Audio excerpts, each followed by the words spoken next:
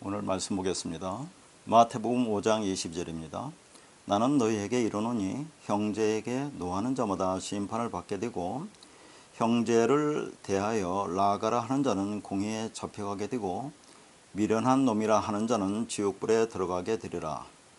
지금 우리가 살펴보고 있는 내용이 예수님이 이 땅에 오셔서 말씀하신 첫 번째 계명으로 살인하지 말라, 살인하면 심판을 받는다고 하는 말씀인데, 그게 21절부터 26절까지로 하나의 단락으로 연결된 말씀입니다.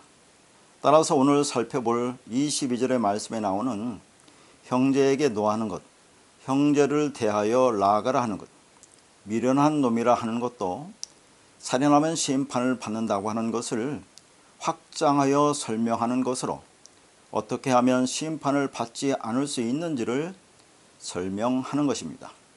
그러면 21절에서 첫 번째 계명으로 말씀하신 옛사람에게 말한 바 살인하지 말라, 누구든지 살인하면 심판을 받게 된다는 것이 무슨 뜻이라고 했습니까? 자, 이 말씀을 4번에 걸쳐서 자세히 살펴보았기 때문에 더 이상 설명할 필요는 없겠지만 22절과의 연결을 위해서 간단하게 말하면 비진리가 하는 모든 것이 살인하는 것으로, 그게 히브리어로 라차흐라고 했습니다. 그러니까 말씀을 진리로 보지 못하고 여전히 율법으로 붙들고 있으면서 열심히 율법적 신앙생활을 하는 것이 살인이라고 하는 것입니다. 따라서 여기서 말하는 살인은 물론 문자적인 의미가 아닙니다. 그리고 살인하지 말라가 헬라어로 우포뉴오라고 했습니다.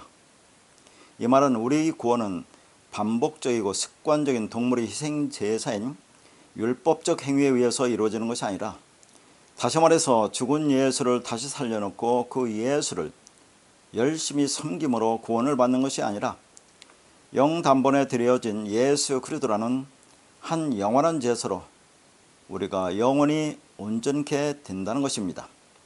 그런데 그것을 알지 못하고 계속적으로 동물의 희생제사인 율법적 행위로, 다시 말해서 죽은 예수를 살려놓고 열심히 섬김으로 구원에 이루고자 한다면 그게 살인하는 것으로 심판을 받게 된다는 말씀입니다.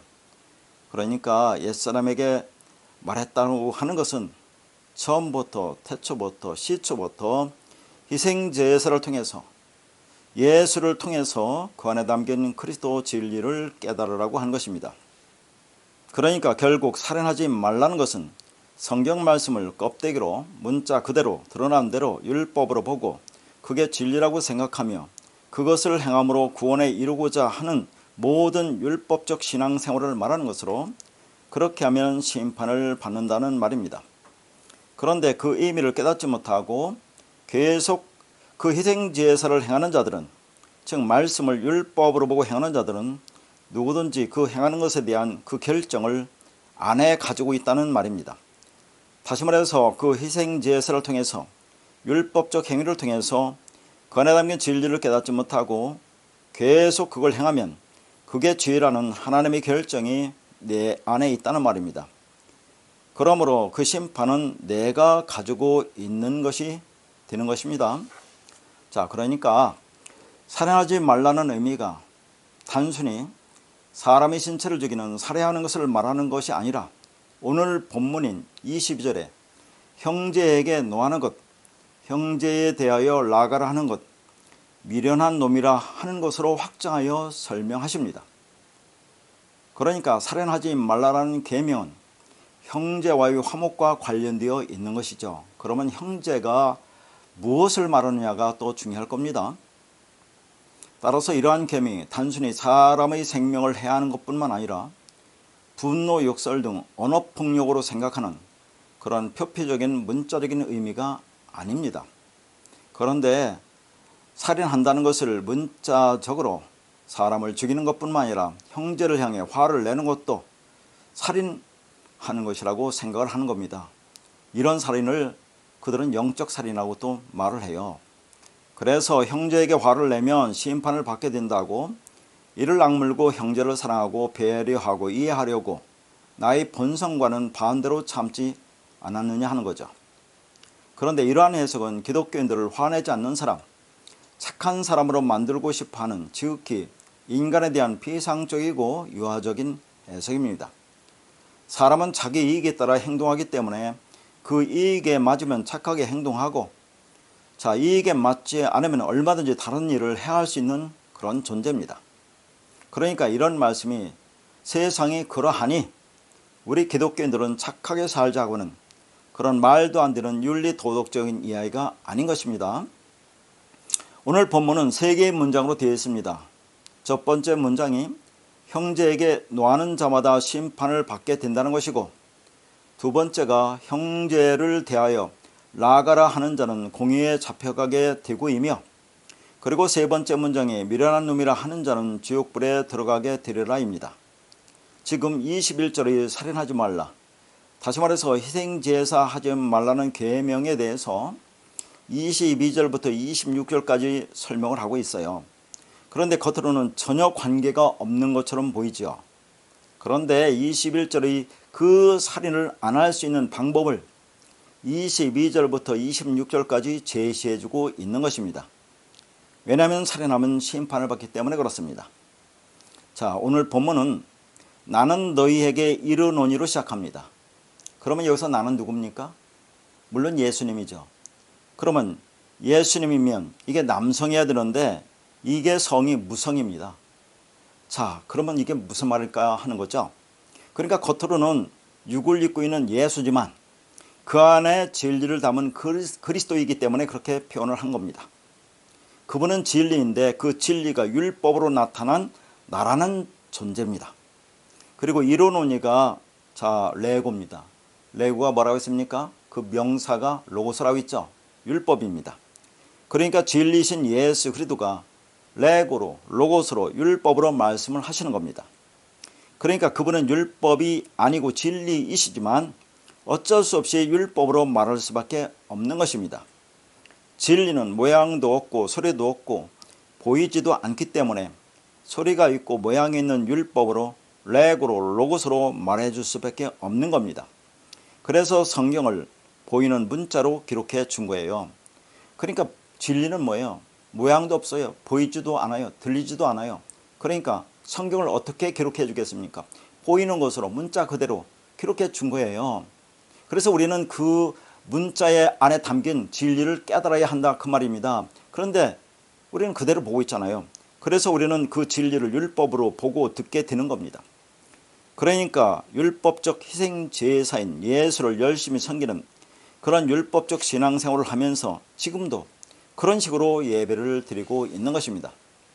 마찬가지로 22절도 동일하게 이 형제의 이야기를 내 것으로 문자적으로 율법으로 우리는 보고 듣는 것입니다. 그런데 그런 말이 아니라 그 희생제사의 개념을 형제의 개념으로 다시 설명하고 있다는 얘기예요. 그러니까 22절은 21절의 희생제사를 그분의 것인 진리 개념으로 설명해 주시는 겁니다. 그래서 나는 너희에게 이르노니 다음에 호티라는 접속사가 있는데 왜냐 하면으로 시작합니다. 여기서 형제가 호 아델포스입니다. 아델포스 형제 앞에 호라는 정관사가 붙어 있어요. 이것이 남성 단수입니다. 그러면 그 형제가 되겠죠. 히브리어나 헬라어에서 정관사가 있고 없는 것은 상당한 차이가 있어서 정확하게 번역을 해야 합니다. 그러니까 여기서 형제라는 것은 그 형제를 말하는 거죠. 그러면 그 형제는 누구를 가리킨다고 생각합니까? 그러니까 이게 문자적인 의미가 아니라는 것을 여러분 어떻게 알 수 있어요?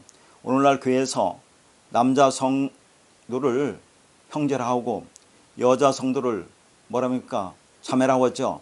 그러면 여기서 우리가 생각하는 그런 형제 자매의 개념이라면 형제에게 노한다고만 하면 안 되잖아요. 형제 자매에게 노한다고 해야 되지 않습니까? 근데 형제에게 노한다고 하는 거다 그 말이죠.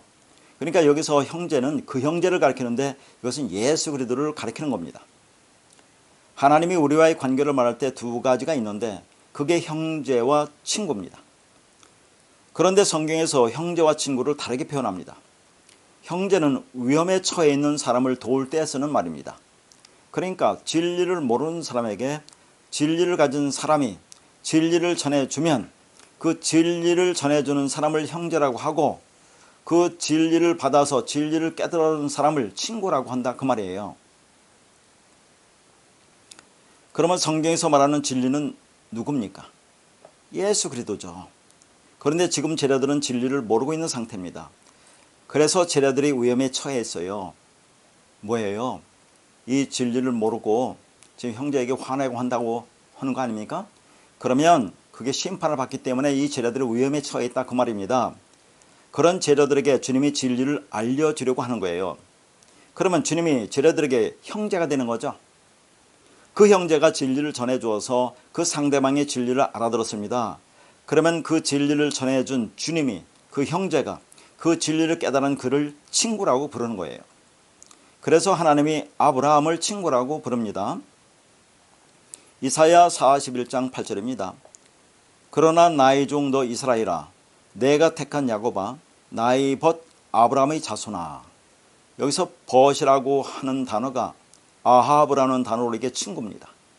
그런데 레위기 19장 18절에 보면 네 이웃 사랑하기를 네 자신과 같이 사랑하라 해서 이 사랑하다가 히브리어로 아하브입니다. 그러니까 자 이런 말씀을 보면 복음이라는 것이 예수님이 땅 오셔서 자 전하는 것만 복음이 아니에요. 구약에도 예수님이 와서 말씀하시는 그런 말씀과 똑같은 말씀을 합니다. 네 이웃 사랑하기를 네 자신같이 사랑하라고 레위기에서도 말한다 그 말이에요. 그러니까 성경 전체는 복음의 말씀이다 하는 얘기입니다. 어쨌든 여기서 친구가 아합입니다. 그러면 사랑하다도 아합입니다. 그러면 친구와 사랑한다는 것이 같은 의미죠. 그게 무슨 말이냐 하는 얘기죠. 자 진리를 가진 하나님이 예수 그리스도가 진리를 모르는 자에게 그 진리를 전해주죠. 그러면 진리를 전해주는 것을 뭐라고 한다고 성경에서 그걸 사랑한다고 한다니까요. 자 그래서 그 사랑하는 진리를 전해주는 것을 받아서 내가 그 진리를 깨달으면 그게 사랑을 받은 자 아닙니까? 그럼 그걸 친구라고 한다 그 말이에요. 그러니까 아브라함이 진리를 깨달았다고 했죠. 그래서 하나님이 아브라함을 친구라고 부르는 겁니다. 그러니까 친구라고 하는 것은 하나님이 사랑을 받아 진리를 받아 진리가 된 자를 말해요. 이렇게 진리를 깨달은 자에게 주님은 형제가 됩니다. 그러니까 그 형제인 주님이 진리를 전해줍니다. 그런데 우리가 하나님이 친구가 되려면 그 전해준 진리를 깨닫고 진리가 되어야 친구가 되는 것입니다. 그러니까 지금 제자들에게 진리를 전해주는 그 형제는 예수 그리스도밖에 없습니다. 그분이 진리죠. 진리가 뭡니까? 생명이고 호흡이라고 있죠. 호흡을 우리가 뭐라고 했습니까? 이게 푸뉴마입니다. 푸뉴마는 영이고 말씀입니다. 그러니까 그것을 우리 안에 불어넣어 주어야 내가 생명 진리를 가질 수 있습니다. 지금 주님이 그 말, 그 진리, 그 생명을 가지고 제자들에게 생명을 주려고 합니다. 그래서 그 진리 말씀을 깨닫고 희생 제사를 그만두게 하려는 거예요. 그러니까 이 희생 제사를 하지 않는 것이 그만큼 중요합니다. 그래서 주님이 자 오셔서 첫 번째 계명으로 자 이 희생 제사에 대해서 말씀하고 있는 거죠. 이게 뭔지를 알아야 그 다음에 간음하지 마, 거짓 증거하지 말라는 의미를 알 수 있고 그러면 그걸 깨달으면 그게 사랑이 되는 거죠. 그럼 우리가 친구가 된다 하는 거예요. 그러니까 그 희생 제사를 그만두게 하실 수 있는 분은 주님밖에 없습니다. 그런데 우리가 그분에 대하여 노하면 어떻게 희생 제사를 그만둘 수 있겠느냐는 말입니다. 그러면 여기서 노한다는 것이 이제 뭔지가 상당히 중요하겠죠. 그러니까 오늘날 교회에서 행하고 있는 그 희생 제사로 대표되는 율법적 신앙생활을 그만두지 못하면 그것은 형제에게 노하는 것이라고 주님이 말씀하시는 거죠. 그래서 그 형제에게 노하면 안 된다는 말입니다.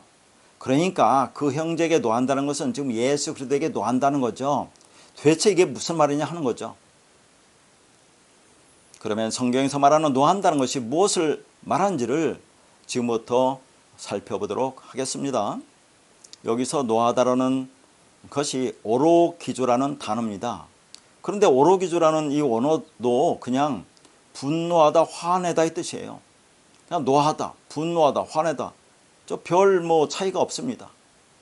그러면 자, 이 단어가 이제 오로개조가 어떻게 발전하는지를 우리가 이제 살펴볼 텐데요.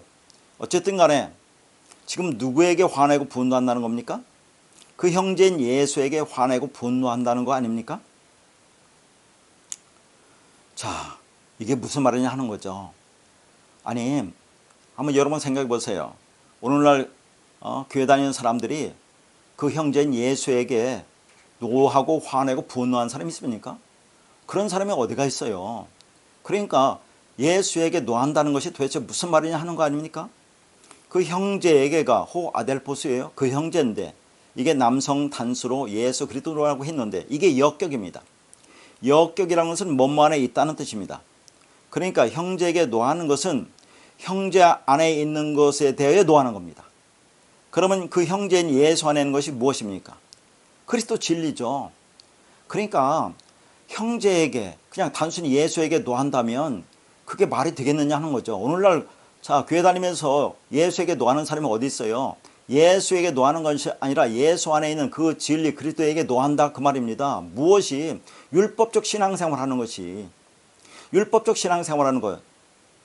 자, 희생제사 드리면서 예수를 열심히 섬기는 거죠. 보이는 말씀 그대로 하라 하지 말라는 그 말씀 그대로 행하면서 행하는 것이 율법적 신앙생활 아닙니까? 율법적 행위 아니에요?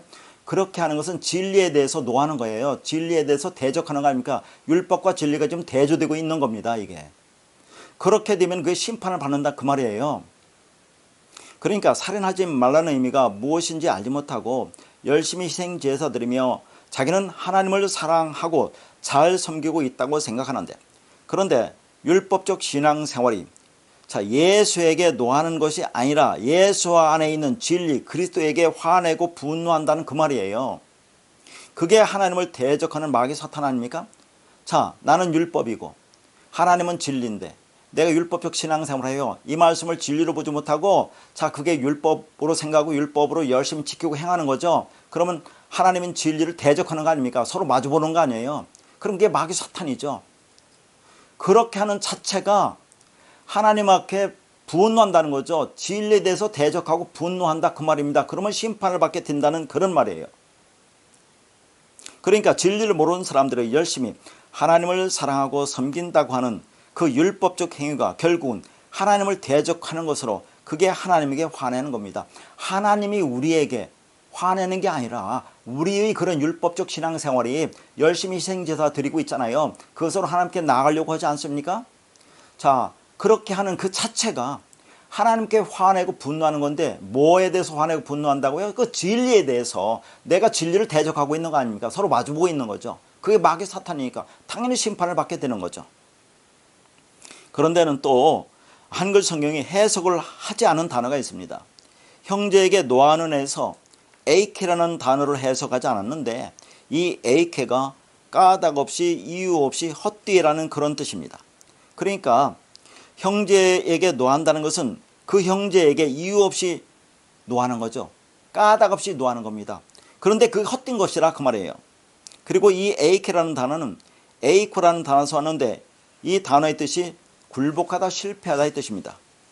그러니까 하나님이 우리에게 진리 말씀을 주셨는데 그것을 깨닫지 못하고 육신의 생각으로 열심히 율법적인 신앙생활을 하는 것이 주님에게 화를 내는 것이고 그게 그리스도 진리에 대해서 대적하는 것으로 그러면 심판을 받게 되는 것으로 그런 신앙생활은 실패할 것이라 그 말입니다.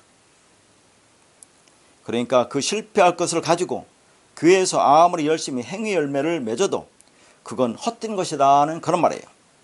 그래서 주님이 지금 말씀하시는 거죠. 그 실패할 걸 가지고 왜 나에게 화내니 노하니 라고 말하고 있는 겁니다.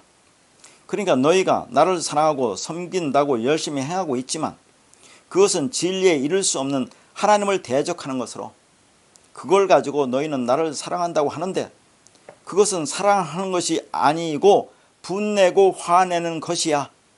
그러니까 이 실패할 걸 가지고 열심을 내는 자들에게 실패하지 않을 수 있는 방법, 심판을 받지 않을 수 있는 방법을 우리에게 지금 제시해주고 있는 것입니다. 자, 여기서 화낸다, 노한다는 오로기주라는 단어는 이게 오로게라는 단어에서 왔고 그리고 이 단어는 오레고마에서 왔습니다. 그런데 이 오레고마에는 뻗치다, 손을 내밀다, 열망하다, 사모하다, 간절히 바라다, 탐내다 이 뜻이에요. 그러니까 이 오레고마에서 오르기주가 왔다는 얘기예요. 뭔 말입니까? 뻗치다, 손을 내밀다, 열망하다, 사모하다, 간절히 바라다, 탐내다 하는 것에서 온 것이 오르기주, 노하고 화내는 것이다 그 말이에요. 그럼 이게 무슨 말입니까? 자, 이스라엘 백성들이 열심히 지금 동물을 잡아 희생제를 드리고 있죠. 그건 왜 그렇게 하는 겁니까? 그 나라에 가려고. 하나님이 그렇게 했다고, 율법으로 보면 그렇게 하라고 했으니까 열심히 하는 것은 그렇게 해서 하나님 나라에 가려고 하는 거 아닙니까? 오늘날 우리가 교회에서 예수를 열심히 섬기고 있잖아요. 예수는 죽었는데 죽은 예수를 살려놓고 열심히 섬기고 있는, 희생제를 드리고 있는 거죠. 성경 말씀이 하라 하지 말라고 되어 있죠. 자, 그것을 그냥 그대로 보는 겁니다. 율법적으로 보고 그걸 열심히 행하고 있는 거죠. 자, 왜 그렇게 한다고 하십니까? 자, 그렇게 하는 것은, 내가 그렇게 열심히 나의 힘과 노력으로 그렇게 열심히 지켜 행하는 것은 뭡니까? 결국 내가 원하는 것을 얻으려고 하는 거 아닙니까? 내가 간절히 사모하고 원하고 열망하고 바라는 것을 지금 내가 얻으려고 하는 거 아니에요? 내가 탐심 탐욕으로 나의 욕망을 이루려고 그렇게 하는 것이죠. 그게 뭡니까? 그게 하나님을 대적하는 거잖아요. 진리를 대적하는 거죠. 그게 율법적 행위 아닙니까? 자, 그거와 하나님의 진리와 서로 대적하고 있다는 그런 말이에요. 그러니까 자, 여기서 화내고 분노한다는 것은 결국 뭡니까? 나의 열심으로, 율법적 행위로 내가 탐하고 탐심하는 그것을 얻으려고 내가 힘으로 손을 뻗어서 얻으려고 한다는 그 말이에요. 그러니까 그것은 뭐예요? 죄죠. 탐심이죠. 그럼 그 심판을 받는 거죠. 그러니까 그렇게 안 하려면 어떻게 하면 되겠느냐를 지금 설명하고 있는 거예요. 그러면 이 단어와 같은 의미를 가지고 있는 단어가 쓰인 말씀을 구약에서 살펴보도록 하겠습니다. 자, 창세기 3장 21절에서 22절입니다. 여호와 하나님이 아담과 그의 아내를 위하여 가죽옷을 지어 입히시니라. 여호와 하나님이 이르시되 보라, 이 사람이 선악을 아는 일에 우리 중 하나같이 되었으니 그가 그의 손을 들어 생명나무 열매도 따먹고 영생할 거라 하노라 하시고. 이 말씀이 상당히 깊은 말씀입니다. 자, 한번 우리가 생각합시다. 제가 지금 보고자 하는 말씀은 22절에 보면 손을 들어 생명나무도 따먹고 영생할 거라 하노라 하는 이 말씀을 지금 보고자 하거든요. 이 손을 들어가 여기서 들다가 샬라우예요. 히브리어 샬라우는 이 단어가 뻗치다는 뜻입니다. 그러니까 이게 뭐와 같아요? 지금 마태복음 5장 20절에 오레고마이, 여기에서 오리구조가 왔죠. 그러니까 이 말씀과 같은 겁니다. 손을 뻗치는 겁니다. 그럼 한번 생각해 보세요. 지금 마태복음 5장 20절에서는 그렇게 너의 힘과 노력으로 손을 뻗어서, 자, 뭐예요? 내가 원하는 것, 이 땅에서 우리가 원하는 게 뭐겠어요? 그 나라 가는 거 아닙니까? 생명을 얻는 거 아니겠어요? 그걸 얻으려고 하는 것은 그게 하나님께 화내고 분노하는 것이고, 자, 그게 죄라는 거 아닙니까? 그게 심판을 받는다는 얘기죠. 근데 창세기 3장 20절에 보면, 자, 그가 손을 들어 생명나무도 따먹고 영생할까 하노라 하시고라는 말이 나온단 말이죠. 손을 들어 손을 뻗어서 생명나무를 따먹고 영생하려고 한대요. 그러면 자, 지금 하나님이 그렇게 하는 것을 근심하고 걱정하는 것처럼 보이잖아요. 근데 그게 오늘 지금 마태복음 신약에서는 아니 그렇게 하면 안 돼. 그게 죄고 심판이야. 그런 거 아닙니까? 그게 하나님한테 화내고 분노하는 거니까.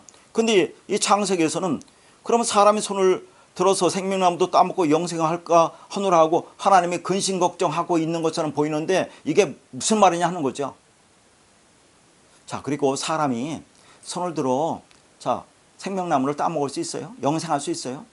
그게 안 된다는 것을 지금 마태복음에서 지금 말하고 있는 거죠. 예수님이 산상설교에서 말하고 있다 그 말이죠. 그런데 그 22절에 위에 보니까 이 사람이 선악을 아는 일에, 자, 우리 중 하나같이 되었대. 선악을 알았다 하는 것은 이게 진리를 깨달았다는 겁니다. 악을 통해서 선을 아는 것은, 선과 악이 하나가 된다는 것은 이 사람이 지금 진리를 깨달았다는 그런 말 아니에요? 근데 사람이 어떻게 진리를 깨닫습니까? 어떻게 이 사람이 진리를 알 수 있느냐 하는 거죠. 자, 그러면 선악을 알았어요. 진리가 되었어요. 그런데 왜 손을 들어 생명나무도 열매도 따먹고 영생하려고 해요? 그렇지 않습니까? 선악을 알았으면 그게 완성이에요. 진리가 되었어요. 그러면 손을 들어 생명나무 따먹을 필요가 없습니다. 근데 왜 이렇게 하느냐는 얘기죠. 제가 지금 말씀을 전개하는 그 과정을 잘 살펴야 됩니다. 우리는 내가 내 능력으로 생명을 얻을 수가 없습니다. 그런데 선악을 아는 일이 하나가 되었대. 선악을 알았다면 완성인데 완성인 사람이 굳이 손을 들어 생명나무도 또 따먹고 영생하려고 할 필요가 있겠느냐는 얘기죠.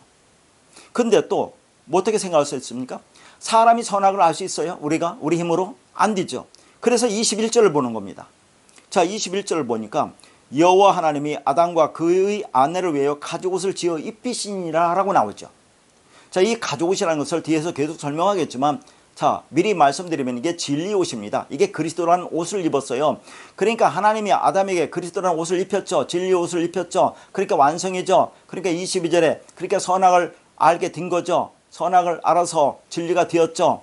그런데 그 사람이 왜 손을 들어서 생명나무를 또 따먹으려고 하느냐는 얘기죠. 왜 영생을 얻으려고 하느냐 하는 얘기 아닙니까? 자, 그렇게 되면 지금 마태복음 말씀과 완전히 모순되는 거죠. 그럼 이게 무슨 말을 하느냐 하는 겁니다. 그리고 또 우리가 살펴볼 것은 21절과 20절에 나오는 아담이 달라요. 21절에 나오는 아담은 가죽옷을 입기 전에 아담은 그냥 아담이에요. 근데 20절에는 아담이라는 단어가 한글 성경에는 없지만 이 사람이라는 것이 아담입니다. 근데 이 사람이 아담이 이게 하아담이에요. 하아담이라는 것은 그 사람입니다. 그 하라는 정관사가 붙었죠. 이게 그 사람입니다. 완성된 사람을 가리켜요.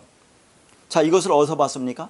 창세기 1장 27절에 하나님이 사람을 창조하시되 남자와 여자를 창조한다고 하죠. 남자, 자칼, 씨, 그리스도, 여자, 니케바, 그릇, 율법이죠. 그러니까 남자, 그리스도, 씨가 여자, 그릇 안에 들어가서 둘이 연합하면 하나가 되는 거 아닙니까? 그럼 그게 사람이 되는 거죠. 그게 사람, 하아담, 그 사람으로 완성된 사람이죠. 이게 누구를 모형합니까? 예수 그리스도를 모형해요. 그러니까 21절에는 아담이지만 22절에 이 사람이라고 하는 것은 하아담이에요. 왜? 가죽옷을 입혀주셨기 때문에, 진리옷을 입혀주셨기 때문에. 그러면 완성이야. 그러니까 선악을 아는 일이 되는 거죠. 선악을 알게 되는 거죠. 그러면 완성인데 왜 손을 또 들어서 생명나무도 열매도 따먹고 영생하려고 하느냐 하는 것은 완전히 모순되는 거 아닙니까? 오늘 본문 말씀과. 그러면 이게 무슨 말이냐 하는 거죠. 그러니까 22절에 이 사람이 하아담으로 하나님의 선악을 알게 된 겁니다. 그러면 완성인데 22절 후반에 보면 이 사람이 하아담이 생명나무도 따먹고 영생할까 하노라고 하나님께서 걱정하고 있는 것처럼 보인다 하는 얘기죠. 그러니까 이렇게 번역하면 안 된다 하는 얘기입니다. 이게 말이 안 되는 거잖아요. 지금 어떻게 인간이 손을 들어서 생명나무 열매를 따먹을 수 있어요? 내 힘과 능력으로. 율법 행위를 해서 율법을 지켜서 어떻게 그 나라를 갈 수 있습니까? 율법적 행위로는 죄를 깨닫게 한다고 있죠. 율법적 행위로는 의로울 존재가 없다고 있는데 이게 말이 안 되는 번역이다 하는 얘기죠. 그래서 오늘 본문과 연결해서 보는 겁니다. 이게 성경 전체를 보기 때문에. 자, 그러니까 하나님이 입혀주신 가죽옷을 입어서 생명이 되었어요. 그러면 그게 생명나무를 먹고 생명을 얻은 것인데 왜 이렇게 표현하느냐 하는 것을 또 한번 말씀드리면서 하나님이 만드시고 입혀주신 가죽옷이라는 것을 한번 구체로 보겠습니다. 이 가죽옷이라는 단어가 오르 게토네트예요. 오르는 가죽입니다. 근데 이게 무슨 가죽이냐면 짐승이 가죽이에요. 게토네트는 옷입니다. 그러면 이것은 그냥 옷이 아니라 제사장들이 입었던 긴 옷을 의미해요. 그럼 한번 우리가 생각해 봅시다. 가죽으로 만든 제사장들이 입었던 긴 옷이라고 하거든요. 그러면 가죽은 짐승이 가죽을 말해요. 그러면 그 가죽이 나오려면 어떻게 됩니까? 짐승이 죽어야죠. 짐승이 죽어야 그 가죽이 나올 거 아닙니까? 그러면 누가 죽어요? 예수가 죽어야 그리스도란 진리가 나올 거 아닙니까? 그러면 그 진리가 우리 안에 들어와서 우리로 하여금 진리를 깨닫게 하면 너가 그리스도로 옷을 입었다고 얘기하는 거죠. 그게 가죽 옷을 입었다는 거죠. 그런데 우리가 입는 게 아니라 그분이 입혀주신다고 하는 겁니다. 그런데 또 한번 우리가 이제 이 말씀을 좀 더 깊이 들어가 보는 거죠. 그런데 이 옷을 입기 전에 아담과 하와가 스스로 옷을 만들어 입었죠. 아담과 하와가 선악과를 먹자마자 눈이 밝아져 그들의 눈이 보인 것이 뭡니까? 수치 벌거벗음이었습니다. 그런데 그건 선악과 먹고 나서 발생한 일이 아니라 그들은 원래부터 벌거벗고 있었지만 부끄러움을 모르다가 선악과를 먹고 선악 판단의 주체가 되어 자기들의 모습을 보자 너무 부끄러웠습니다. 이게 무슨 말이에요? 자, 우리가 신앙생활을 합니다. 율법적 신앙생활을 해요. 근데 자기는 잘하고 있다고 생각합니다. 근데 율법을 열심히 지키려고 하면 할수록 내가 율법을 지킬 수가 없다는 걸 알잖아요. 그런데 저 집사님 보면, 저 권사님 장로님 보면, 아니 자 율법을 잘 지키고 믿음이 좋은 신앙생활이 좋은 사람처럼 보이잖아요. 그러니까 자, 이 율법의 말씀을, 율법을 내가 행하고 행하면 할수록 내 눈이 밝아지는 겁니다. 그런데 자기는 잘하고 있다고 생각하는데 다른 그 성도들을 보니까 자기는 부끄러운 거예요. 자기 모습이 너무 부끄럽다 그 말입니다. 그래서 자기들이 부끄러움을 가리기 위해서 무화과나무 잎으로 치마를 만들어 입은 겁니다. 그럼 무화과나무 잎으로 치마를 만들어 입었다는 것이 무슨 말이냐? 자, 지금 왜 가죽옷 때문에 아담과 하와가 스스로 만들어 입은 자 무화과나무 잎으로 만든 옷을 또 보는 거예요. 이게 인간이 만들어 입은 옷 아닙니까? 창세기 3장 7절입니다. 이에 그들의 눈이 밝아져 자기들이 벗은 줄 알고 무화과나무 잎을 엮어 치마로 삼았더라 그래요. 여기서 치마라고 번역이 된 단어가 하고로인데 이 단어는 띠라는 뜻입니다. 그러니까 그들이 입은 치마는 옷이 아니라 허리띠를 의미해요. 그런데 띠는 성경에서 뭐라고 하죠? 진리를 상징해요. 그래서 에베소서에 보면 그 띠를 진리띠라고 부릅니다. 그런데 그러면 이게 진리띠입니까? 아니죠. 왜 그렇습니까? 무화과나무 잎으로 치마를 만들었잖아요. 무화과나무 잎으로 띠를 만들었으니까 이건 진리띠가 아닙니다. 왜 그렇습니까? 나무는 무엇을 말하는 거죠? 열매도 아닌 것이 열매를 흉내내는 것이 무화과입니다. 그러니까 그들이 입은 무화과나무로 만든 잎은 씨도 없는 것이 열매인 척하는 위시기 나무예요. 이것은 당연히 인간의 자기 부끄러움을 가리려고 하는 율법적 의의를 가리키는 거죠. 자기 의의를 상징하는 것으로 그건 진리띠가 아니라 율법이띠입니다. 율법입니다. 그렇게 입어서는 그것으로 부끄러움을 가릴 수가 없어요. 그리고 나왔으니까 이것을 오늘날 이 땅의 개념으로 보면 자, 이 띠를 우리가 띄었다는 것을 이 땅의 개념으로 보면 지금도 아마존이나 아프리카에 가면 지금도 원주민들이 하체를 가리기 위해서 허리에 띠를 묶고 있지 않습니까? 그러니까 여기서 말하는 치마라고 번역된 띠라고 하는 것은 이런 정도의 띠를 입었다는 얘기죠. 그것으로 부끄러움을 가릴 수가 있겠느냐 하는 겁니다. 그러니까 무화과나무 잎으로 치마를 해 입었다는 것은 진리도 아닌 것이 진리인 척하는 것으로 그걸 주님이 위식하는 자라고 그래요. 그래서 하나님은 그 나무를 저주하여 말려버리셨던 것이 나오지 성경에. 그러니까 그 잎사귀로 만든 치마는 하나님의 저주의 대상입니다. 그러니까 그런 무화과나무 잎으로는 부끄러움을 가릴 수가 없습니다. 그런데 인간은 자기 율법적인 열심이 부족하다는 걸 알죠. 그래서 그 부끄러움을 가리기 위해서 무화과나무라는 씨가 없는 율법의 행위로 자기 부끄러움을 가리려고 한다 하는 거예요. 그런데 어떻게 인간이 율법적 행위로 의롭게 될 수 있습니까 하는 거예요. 그러니까 부끄럽고 수치스러운 모습이라도 그 모습 그대로 주님 앞에 서라는 것입니다. 다시 말해서 자기가 어떤 존재인지를 알라는 것이에요. 그러면 그 수치와 부끄러움은 하나님께서 덮어주실 것이란 말입니다. 그런데 인간들의 자존심이 그걸 허락하지 않는 거예요. 그러나 그렇게 하나님 앞에 내가 어떤 존재인지 알고 사는 것, 내가 먼지와 티끌이야. 한마디로 말해서 나는 아무것도 아니야. 나는 조각먹인 존재야. 라는 그런 생각으로 서지 않으면 우리는 하늘적 존재로 설 수가 없는 겁니다. 성전의 기명들이 조각목으로 만들어졌죠. 그 조각목이 가시나무를 말합니다. 그런데 그 가시나무는 아무짝에도 쓸모없는 그런 나무입니다. 그 나무는 심지어 땔감으로도 부적합한 나무입니다. 왜 그렇죠? 아니 아궁이에 지금 불을 떼려고 하는데 가시나무로 땔감으로 하면 가시나무가 얼마나 가시가 있어서 손에 찔립니까? 그러니까 가시나무는 땔감으로도 부적합한 나무다 하는 얘기죠. 그런데 하나님께서 당신의 저소의 모형인 성전의 기명들을 굳이 그런 쓸모없는 나무로 만들라고 하신 것은 바로 우리 모습이 그러하다는 것을 보여주시고자 하셨던 겁니다. 그러나 하나님은 그러한 우리를 당신의 처소로 성전으로 완성하시는 겁니다. 그래서 하나님께서 그 주광목을 무엇으로 싸라고 합니까? 금입니다. 그런데 그 금이라고 하는 단어 자하브는 기름이라는 단어와 혼용해서 쓰여집니다. 그래서 금을 씌우다라는 말은 기름을 바르다는 말과 같은 거예요. 그래서 기름을 바르면 나중에 이게 금색으로 변한답니다. 그렇게 성전의 모든 기명은 금으로 싸서 만듭니다. 그래서 우리를 금으로, 진리로, 그리스도로, 성령이 거하는 성전으로 완성하시는 겁니다.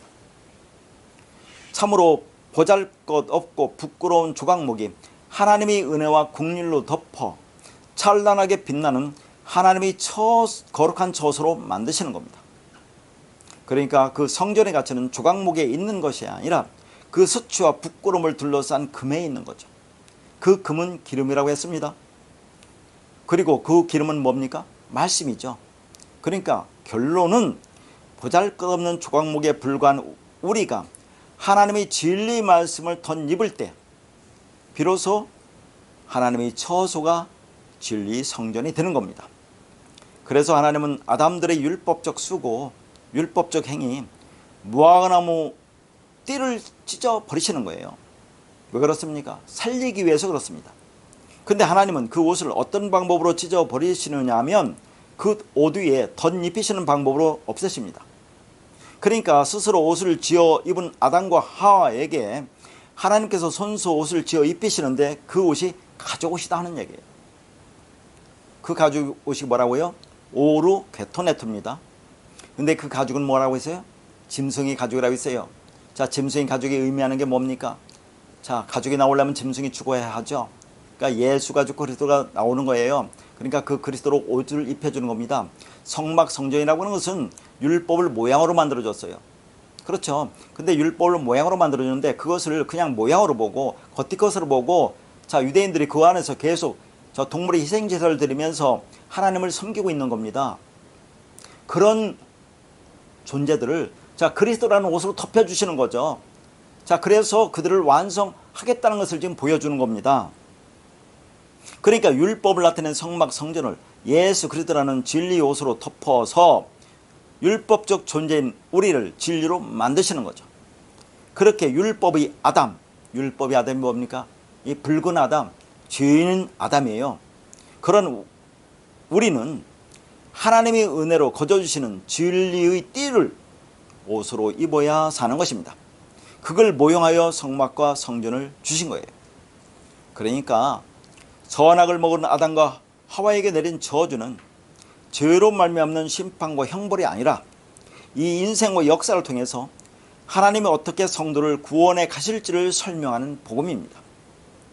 이렇게 우리를 구원하시는 하나님의 구원의 은혜를 창세기 3장 21절의 한 구절로 말하고 있어요. 여호와 하나님이 아담과 그의 아내에게 가죽옷을 지어 입히시니라고 한 구절로 말하고 있습니다. 하나님이 손수 옷을 만드시고 그 옷을 선악나무를 먹은 아담과 하와에게 입혀 주시는 거죠. 이것이 기독교 교리의 핵심인 은혜입니다. 그러니까 기독교는 인간이 하나님을 위해서 무엇을 해드리는 종교가 아니라 하나님이 인간을 위해서 옷을 직접 만드시고 입혀주시는 그 은혜를 입어 생명이 되는 것입니다. 어떻게 합니까? 그게 십자가 사건이에요. 예수가 죽고 그리스도로 우리 안에 들어와서 우리로 하여금 진리를 깨닫게 하면 진리가 되면 그게 그리스도로 옷 입었다고 하는 겁니다. 그래서 진리의 영역 안에서는 그 은혜를 입은 사람과 입지 못한 사람으로 나뉘는 겁니다. 이미 하나님의 은혜를 입은 자들에게 그 입혀진 은혜가 무엇인지를 자세히 설명하는 것이 성경이고 그게 설교입니다. 이 하나님의 구원의 은혜를 가죽옷을 지어 입히시니라고 한 구절로 지금 말하고 있는 거죠.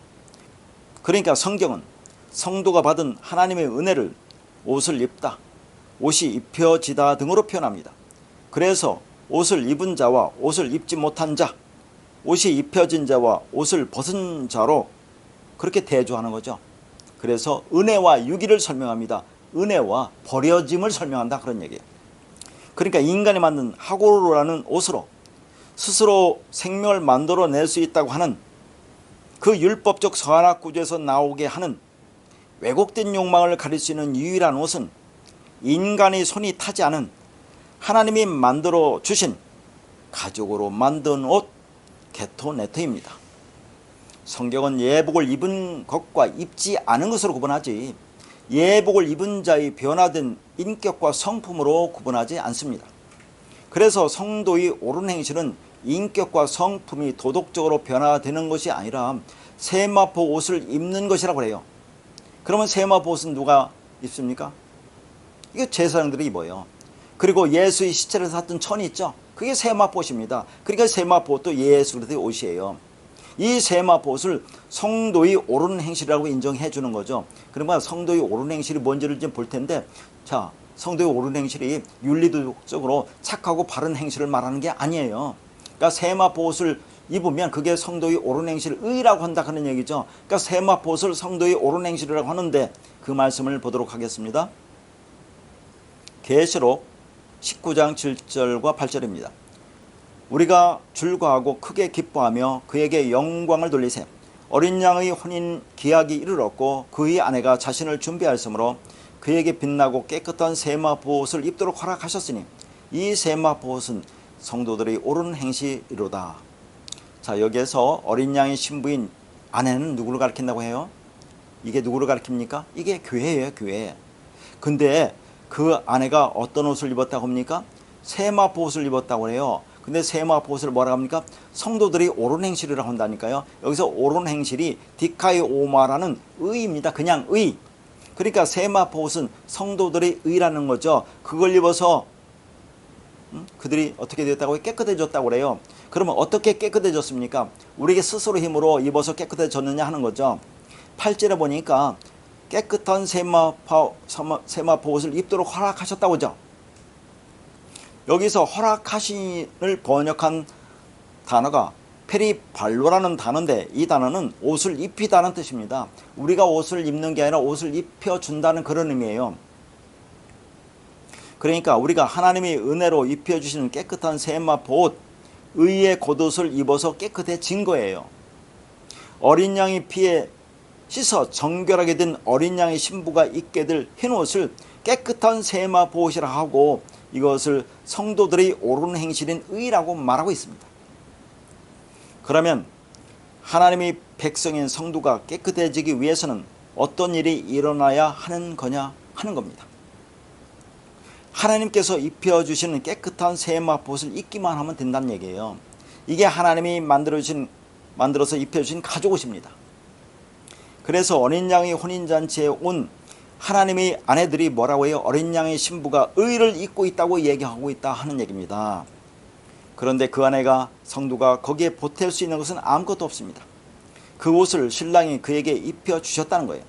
그러니까 성도가 행하여야 할 옳은 행실은 무엇을 말하느냐 하는 겁니다. 자, 그러니까 세상 사람들이 말하는 착하고 바르다고 하는 그래서 칭찬받는 일이 성도의 옳은 행실이 아닙니다. 하나님이 세마포 옷 그리스도의 옷을 입혀주시고 그냥 의롭다고 인정해 주시고 있어요. 그래서 자 창세기 3장 21절을 다시 보면 뭐라고 나오냐면 그 세마포 옷 가죽옷을 누가 만들어 입혀주었다고 말합니까? 그게 여호와 하나님이라고 그래요. 여호와 하나님이라고 해서 여호와 엘로힘입니다. 이게 예수 그리스도를 가리키는 거예요. 그러니까 그 예수 그리스도에 의해서 아담과 하와에게 입혀주신 가죽옷은 하나님이 친히 준비하신 것으로 예수라는 그 제물에 의해서 즉 그 예수 가죽고 그리스도로 우리 안에 들어옴으로 해서 그리스도로 옷 입은 그들이 바로 진짜 하나님의 집 하나님이 처소 하나님이 성전이란 그 말입니다. 그게 그리스도와 연합이 되어 한 몸으로 사는 그분의 백성이라는 것을 설명하고 있어요. 그러니까 일관성 있게 그것을 그리스도로 옷 입었다고 하는 것입니다. 이게 은혜의 옷입니다. 그게 연합이고 통일입니다. 그렇게 하나님이 깨끗한 세마포 옷인 의의 옷, 흰옷, 가죽옷을 입혀주셔서 정결한 신부, 그리스도의 신부가 된 것은 오직 하나님의 은혜라 하는 것입니다. 그러면 지금까지 무슨 말을 하려고 여기까지 길게 설명한 겁니까? 무엇을 말하려고 이렇게 길게 설명한 거예요? 자, 다시 창세기 3장 22절에 사람이 하담이라고 했어요. 하나님이 입혀주신 가죽옷을 입고 진리로 완성되었습니다. 그러면 그게 영생인데 왜 생명나무를 먹고 영생하려고 하느냐 하는 것을 지금 보고 있는 거죠. 자, 22절에 손을 들어라는 것이 잘 나오라는 단어인데 이게 손을 뻗치라는 뜻입니다. 이 단어가 마태복음 5장 20절에 나오는 오레고마이, 뻗치다 손을 냅니다, 간절히 받아 탐내다로 여기에서 오르기죠 노하다가 왔다고 했어요. 자, 이게 무슨 말인지 지금 쭉 설명했습니다. 다시 한번 쭉 말씀을 드리면, 자, 우리가 지금 살펴보고 있는 살인하는 것, 율법적 희생제사 드리며 율법적 신앙생활을 하는 그것이 하나님에게 화내고 분노하는 것이라고 했죠. 자, 그러면 화내고 분노한다는 것이 무엇입니까? 그러니까 나의 힘과 능력으로 손을 뻗어서 하나님으로부터 생명을 얻으려고 하는, 자, 그래서 그 나라에 가려고 하는, 그렇게 간절히 바라는 그 율법적 행위가, 자, 뭐예요? 하나님을 대적하는 거죠. 뭐예요? 하나님, 진리를 대적한다는 얘기예요. 그러면 그 심판을 받게 된다 하는 얘기입니다. 그러니까 그렇게 되지 않으려면 우리가 어떻게 해야 하는지를 지금 보고 있는 것입니다. 거듭 말해서 무엇을 하려고 손을 뻗습니까? 생명을 얻으려고 그래요.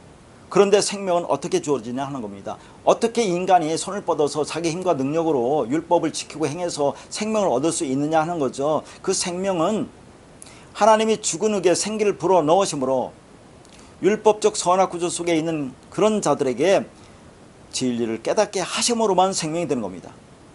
그러니까 하나님이 아담과 하와에게 그 선악과의 의미를 가르치고 진리 가죽옷을 입혀주심으로 하나님과 연합이 되어 생명이 되게 하신 거죠.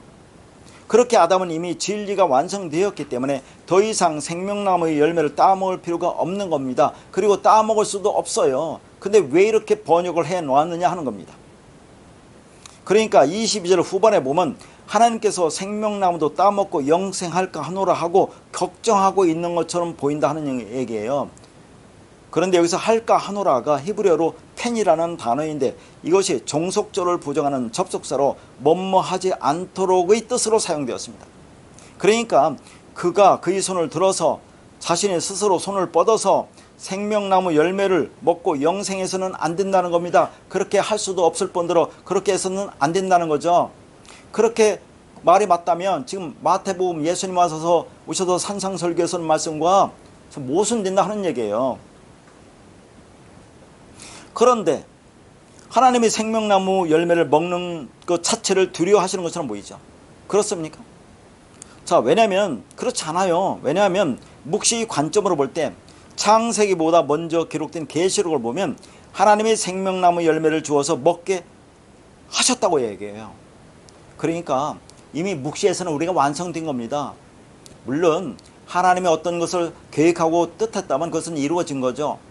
그러니까 창조와 완성은 동시에 되는 겁니다. 그러나 우리가 이 말씀을 보면, 자, 계시록이 뭔지나 창세기가 뭔지나 할 때 이미 계시록이 하나님 뜻이 완성된 것을 이 땅에 우리를 보내서 자, 쭉 펼치는 거죠. 창세기부터 너희들이 어떻게 구원을 받는지, 어떻게 너희가 하나님의 아들로 백성이 되어서 그렇게 완성이 되는지를 좀 보여주고 있는 거예요. 그것은 하나님의 은혜라는 거죠. 오직 하나님께서 세마포옷을 입혀주시는 거잖아요.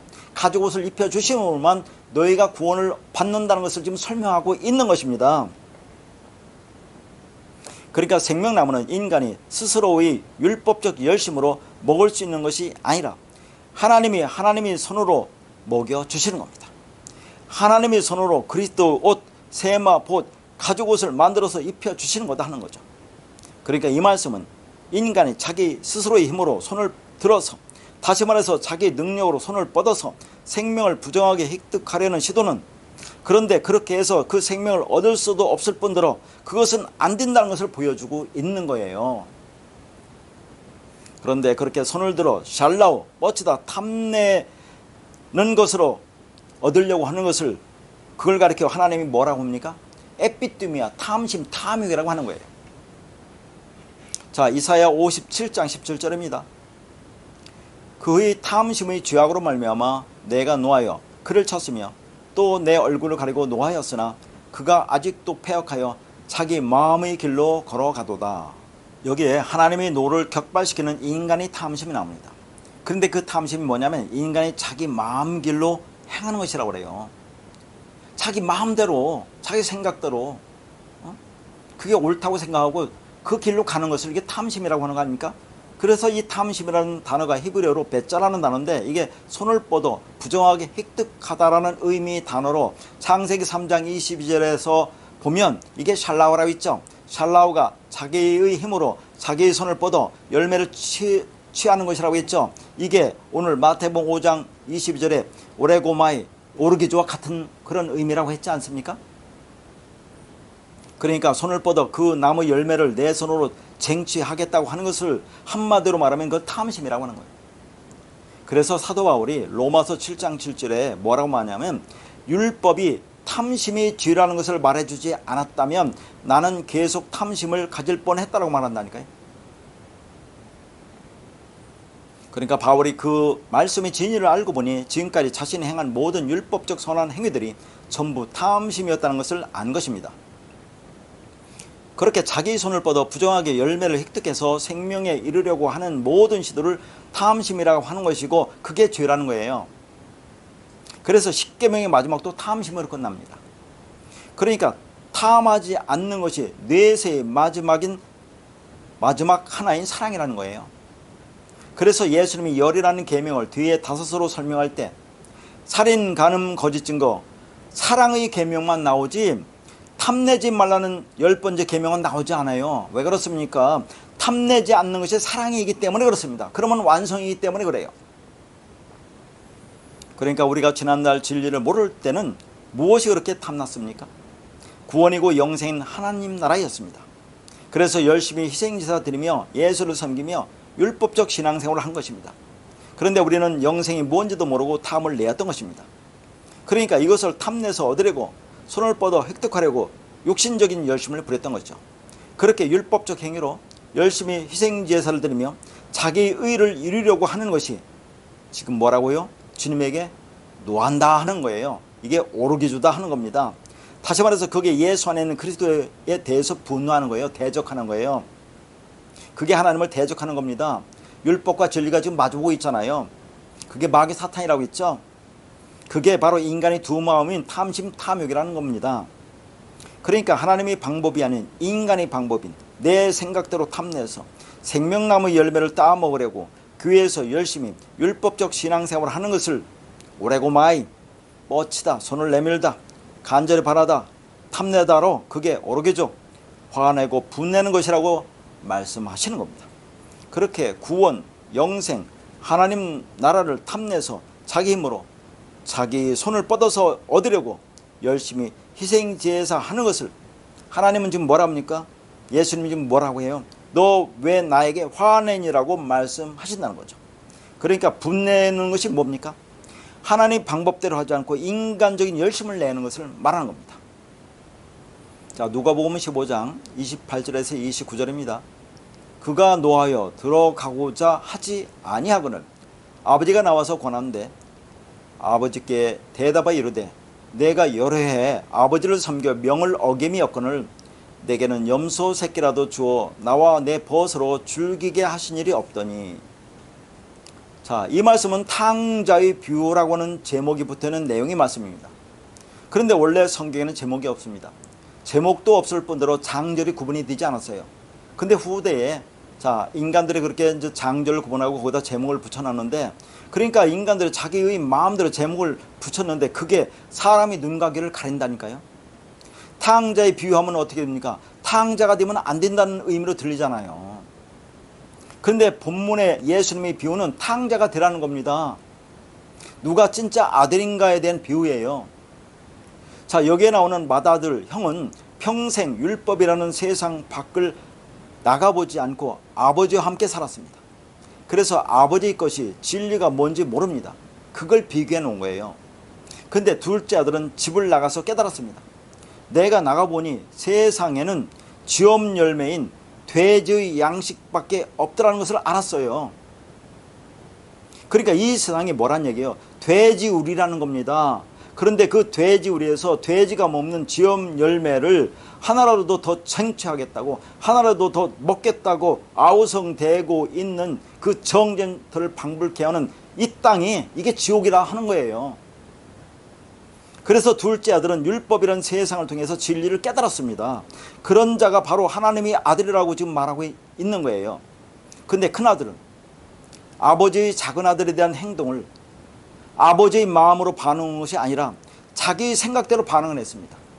그러니까 자기 생각, 육신의 생각과 판단으로 율법적 사고를 한 거예요. 그러니까 그게 화를 낸다 그런 얘기입니다. 그게 분낸다 하는 거죠. 그래서 28절에 노하다가 오르기조입니다. 이게 화내고 분노한다는 건데, 자, 그러니까 우리가 말하는 그리고 화내고 분노한다는 게 아니에요. 그 안에 담긴 의미가 뭐라고 했습니까? 율법적 행위를 말하는 거 아닙니까? 탐심 탐욕을 가지고. 그러니까 큰아들인 자기는 아버지의 명도 어기지 않고 열심히 일했다는 겁니다. 그런데 화를 내었다, 분을 내었다는 것은 그게 뭐예요? 그 안에 탐심이 있다는 거 말하는 거 아닙니까? 탐심 탐욕을 가지고 일했다는 그런 말이에요. 그것은 아버지를 사랑한다고 섬긴다고 열심히 일했지만 자기 안에 탐심을 가지고 있었다는 겁니다. 그렇게 하나님을 잘 섬긴다고 하면서 열심히 희생제사를 드리는 것이 그게 하나님께 노하는 것이라 그 말입니다. 다시 말해서 오르기조 하면서 우리는 하나님의 명을 어긴 적이 없다고 하는데 그게 하나님을 대적하는 것이라 그 말이에요. 그러니까 오늘날 교회에서 자, 하나님이 하신 이 성경 말씀 하라 하지 말라 잘 지키고 있잖아요. 그래서 나는 하나님을 명을 어기지 않고 하나님의 말씀을 잘 지키고 있어. 그렇게 생각하는 것이 그게 하나님을 대적하는 것인데 어떻게 할 거냐 하는 얘기입니다. 그렇게 맏아들은 자기 육신의 생각대로 열심히 행했고 자기 방식대로 하나님을 사랑했고 자기가 생각할 때 아버지의 명을 어기지 않았다고 하는데 그게 바로 아버지를 대적하는 거다. 말씀을 대적하는 거예요, 그게. 자, 마지막으로 에베소서 4장 26절에서 27절 말씀입니다. 자, 분을 내어도 죄를 짓지 말며 해가 지도록 분을 품지 말고 마귀에게 틈을 주지 말라. 자, 어떤 말처럼 보입니까? 다시 한번 읽어보겠습니다. 분을 내어도 죄를 짓지 말며 해가 지도록 분을 품지 말고 마귀에게 틈을 주지 말라. 지난날에 이런 말을 지금 우리가 어떻게 봤느냐 하는 얘기죠. 자, 우리가 분을 낼 수도 있지. 예? 그러나 분을 내도 자, 그렇게 하면 죄가 되니까 죄가 되지 않게 하려면 해가 지도록 해가 지기 전에 일몰 전에 그 분을 풀어라. 자, 우리가 다른 사람과 화내고 다투고 싸울 수가 있는데 그러나 그게 죄가 되지 않으려면 해가 지기 전에 자, 그 사람과 분을 풀어 화를 풀어라. 그래야 마귀에게 틈을 주지 않아. 그렇지 않으면 마귀가 틈 따서 나에게 돌아서 나를 마귀가 조종해 하는 그런 일이 일어나니까 그렇게 해서는 안 돼라는 말씀으로 본 거 아닙니까? 아니 성경이 그런 유치한 말을 하고 있어요? 그런 말을 할 것 같이 생각이 듭니까? 그러니까 여기서 분을 낸다는 것이 오르기조입니다. 자, 이 오르기조 이게 명령입니다. 그러니까 정확히 해석하면 분을 내어라. 근데 분을 내라고 명령한다고 하지만 너는 분을 낼 수밖에 없어. 근데 분을 내되 죄가 되지 않게 하라 그 말입니다. 그럼 이게 무슨 말 같이 보여요? 지금까지 오르기조 얘기했죠? 오르기조 율법적 신앙생활. 자, 우리는 진리를 깨닫고 진리가 되었다고 합니다. 그러면 진리가 돼서 완성됐습니까? 자, 우리가 광야라는 40년 동안의 말씀으로 양육받고 진리를 깨닫고 가나안 땅에 들어갔어요. 가나안 땅에 들어갔으면 우리가 완성됐느냐 하는 겁니다. 가나안 땅에 들어가서도 가나안 일곱 족속과 싸우죠. 그 가나안 일곱 족속이 누굽니까? 나라니까요. 내 안에는 율법적 본성, 끊임없이 내 안에 그 율법적 본성을 가지고 선악구를 가지고 나 욕망을 이루려고 하는 그 삶이 내가 육을 입고 있는 동안은 계속 나오잖아요. 그러니까 우리가 진리를 깨달았어도 자, 우리가 안에 율법적 본성을 가지고 있으니까 율법적 욕망이 나온다니까요. 나오지만 그게 죄가 되지 않게 하려. 죄라는 게 하마르테합니다. 하나님과 떨어지는 게 죄 아닙니까? 그러니까 그렇게 되지 하지 마. 해가 지도록 죄가 완전히 해가 여기서 볼 텐데 해가 이게 발광체입니다. 태양입니다. 그러면 이 진리죠. 해가 진다는 것은 그 진리가 없어지지 않게 자 그렇게 되지 않게 하라 그 말이에요. 자, 해라고 것은 태양으로 이게 발광체입니다. 해는 진리를 말하는 거죠. 발광체는 진리를 빛을 비춰주는 거니까 그 진리를 우리에게 비춰줍니다. 응? 우리에게 넘겨주는 거죠. 근데 또 여기서 생각해 볼 것은 그런 발광체, 태양, 자 이걸 그리스도 진리 빛이라고 하면 여기서 나오는 빛 진리를 우리에게 비춰줘요. 그래서 우리가 받으면 그러면 우리는 반사체가 들어가는 겁니까? 그 빛을 받으면 우리가 반사만 하라는 그런 말이냐 하는 거죠. 반사체는 친구가 안 됩니다. 우리는 빛을 받으면 그 빛을 받아서 그 빛이 돼야 돼요. 진리가 돼야 됩니다. 반사체는 그 빛을 받아서 반사만 하기 때문에 그 빛이 없으면 어둠이에요. 그게 달입니다. 성경은 우리에게 달이더라고 말한 적이 없습니다. 별이더라고 했어요. 별이라고 하는 헬라어가 아스테루, 자 히브리어로 코카브라고 했죠. 그게 발광체입니다. 그 별은 빛을 내고 있는 발광체예요. 그리고 이 단어가 발광체라는 뜻도 있지만 백성, 방백이라는 의미도 있습니다. 그러니까 빛을 내는 하나님의 백성, 그것이 별이에요. 그래서 하나님이 아브라함에게 말씀하셨죠. 창세기 20장 17절에 뭐라고 합니까? 하늘이 별과 같고 바다의 모래와 같게 하겠다고 하셨습니다. 그러면 이런 말씀 가지고 아브라함 후손을 그렇게 수많은 그 자손으로 내가 이렇게 만들어내겠다, 자손을 주겠다, 그런 말씀으로 보는데 그런 말씀입니까 아닙니까? 하늘의 별이 뭐라고 했어요? 진리를 말하고 바닷가의 모래는 뭡니까? 비진리 율법입니다. 그러니까 아브라함의 후손이 다 구원받습니까? 어떻게 나눠집니까? 언약의 아들인 이삭과 육체를 떠난 이스마엘로 나눠지잖아요. 그래서 이 시대의 발광체는 진리를 깨닫고 진리가 된 성도입니다. 그러면 진리를 받은 성도가 빛이죠. 그런데 성도가 진리를 깨닫고 진리가 빛이 되었다고 하지만 그러나 그 안에는 여전히 율법적 본성이 남아있어서 율법적 사고를 하며 살아가고 있지 않습니까? 그게 오르기죠. 하나님께 화를 내는 거라니까요. 율법적 본성을 가지고 율법적 내 욕망을 이루기 위해서 그렇게 살아가는 게 그게 하나님께 화를 내는 거죠. 하나님의 것이 아닌 탐심, 탐욕을 가지고 우리가 살아갈 수밖에 없잖아요. 내 욕망을 이루고 살아갈 수밖에 없지만 해가 지지 않게 하라는 것은 그 진리가 해가 빛 진리죠. 내가 빛 진리가 됐으면 그게 완전히 없어지지 않게 하라는 그런 말입니다. 다시 말해서 그 빛은 진리를 가진 성도가 하나님의 방법대로 하지 않는 그 분노, 오르기조를 그 안에 가질 수밖에 없지만 그 진리가 없어지지 않게 하라 그 말이에요. 그러니까 분노를 내라고 하는데 우리는 그 분노를 낼 수밖에 없습니다. 그러니까 여기서 분노라는 건 뭔지 알죠. 거듭말하지만 우리는 진리를 깨닫다고 하지만 여전히 율법적 본성을 가지고 이 땅에 육을 입고 살고 있기 때문에 욕망대로 살 수밖에 없어요. 그걸 분노를 낸다고 하는 겁니다. 처음부터 하나님의 진리를 완전히 깨닫는 사람은 아무도 없습니다. 우리는 진리를 깨달아 간다고 하지만 여전히 오르기조하고 있어요. 우리는 여전히 율법적 사고 속에 있는 겁니다. 그래서 온전히 하나님 뜻대로 하지 못해요. 그게 나쁜 것이 아닙니다. 그래서 베드로전서 3장의 세례가 뭐라고 했습니까? 세례는 육체의 더러움을 제하여 버림이 아니요 하나님을 향한 선한 양심인 간구라고 했죠. 하나님을 향한이라고 뭐라고 했습니까? 하나님께 내 향해가는 게 아니라 자 요한복음 10장에 하나님 말씀을 받은 자를 신이라고 하지 않았습니까? 데오스들. 여기서 하나님이라는 것은 데오스입니다. 그냥 데오스. 너희들이 말씀을 받아 신이 되었지, 그 말씀을 받은 자가 됐지, 진리가 되었지.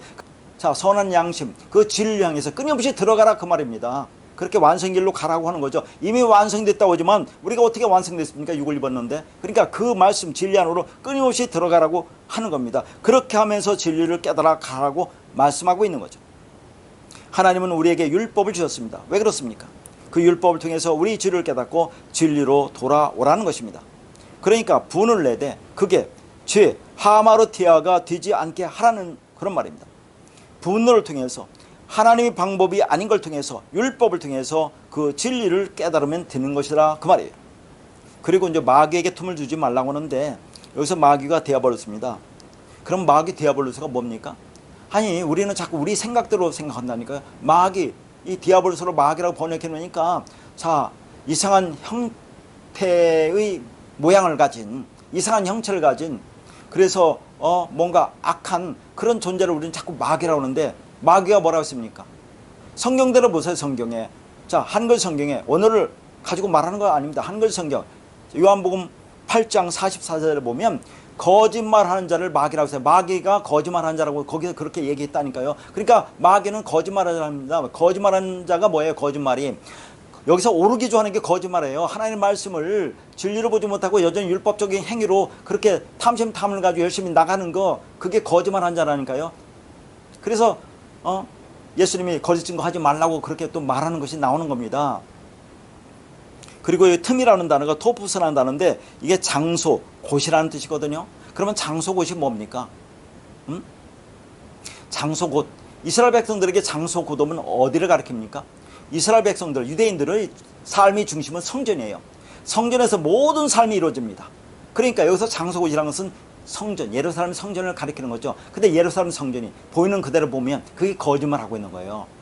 그러니까 자, 여기서 마귀의 틈을 주지 말라. 이 주다라는 단어가 뒤도미 넘겨주다 그런 얘기입니다.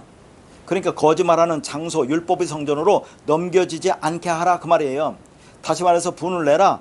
그러나 하마르테아가 뒤지는 않게 하라. 진리에 비친 너희가 그 분노를 안에 품더라도 율법적 행위를 할 수밖에 없더라도 그러나 그 빛이 진리가 없어지지 않게 하라는 그 말입니다. 그 거짓을 말하는 마귀의 사탄으로 넘겨지지 않게 하라는 그런 말입니다. 오늘 본문에서 형제가 호아델포스라고 있습니다. 그 형제예요. 이게 예수 그리스도입니다. 지금 제자들은 아직 진리가 무언지 모르는, 그래서 진리가 되지 않았습니다. 그러면 그 형제의 목적은 뭡니까? 그들을 친구로 만드는 거죠. 그래서 심판을 받지 않게 하는 것입니다. 그렇게 되려면 그 형제에게 이유 없이 노하지 말아야 되는데, 자, 그렇게 하는 이유가 뭡니까? 그것은 희생제사인 율법적 신앙생활 때문에 그렇습니다. 그러니까 그 심판을 받지 않으면 그 율법적 희생제사가 무엇을 의미하는지를 깨닫고 그만둬야 합니다. 그래서 그 형제인 예수 그리스도가 와서 그 진리를 설명해 주시는 겁니다. 그러니까 그 진리를 깨닫고 그 형제에게 노하는 것을, 다시 말해서 나의 욕망을 이루려고 하는 그 탐심 탐욕인 율법적 신앙생활을 멈춰야 심판을 받지 않게 되는 겁니다. 자, 이 심판을 받게 된다는 의미에 대해서는 21절에서 자세히 설명드렸습니다. 그러니까 우리가 그 형제에 대해서 노하지 말아야 하는데, 그 형제에 대해서 노하고 있다면 그 노하는 것에 대한 결정을 바로 내가 내 안에 가지고 있다는 뜻입니다. 자, 노한다는 것이 뭔지 말했으니까 의미를 알 거예요. 다시 말해서 노하는 자들 안에 그 결정을 가지고 있다는 그런 말입니다. 우리는 그 심판을 나중에 하나님이 하시는 것으로 알고 있지만 성경은 네가 그 형제에 대해서 분노하고 있는 것이 그 심판을, 결정을 네가 네 안에 가지고 있는 것이라고 말씀하고 있습니다. 그래서 내 안에 무엇을 가지고 있느냐가 중요합니다. 다시 말해서 내가 어떤 말을 갖고 있느냐가 중요해요. 그러니까 율법적 희생제사로 그 형제인 예수 그리스도 안에 있는 그 진리에 대해서 노하여, 다시 말해서 하나님을 대적함으로 내 안에 그 심판을 갖게 되는 그 율법적 신앙생활을 멈추고 오직 하나님의 은혜로 진리를 깨닫고 거저주시는 그리스도의 옷, 세마 봇, 가죽옷을 입어 생명이 드는 복된 삶이 되시기를 바랍니다.